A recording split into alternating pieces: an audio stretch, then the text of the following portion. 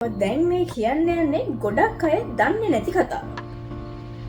Forex කියන්නේ ලෝකේ ලොකුම මාකට් එක කියලා ඔයා මීට කලින් දැනගෙන හිටියද?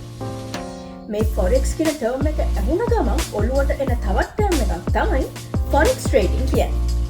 ඉතින් මොකක්ද මේ ෆොරෙක්ස් ට්‍රේඩින් කියන්නේ? සරලව කිව්වොත් ෆොරෙක්ස් ට්‍රේඩින් කියන්නේ කරන්සි පෙයාර්ස් ට්‍රේඩ් කරන එක.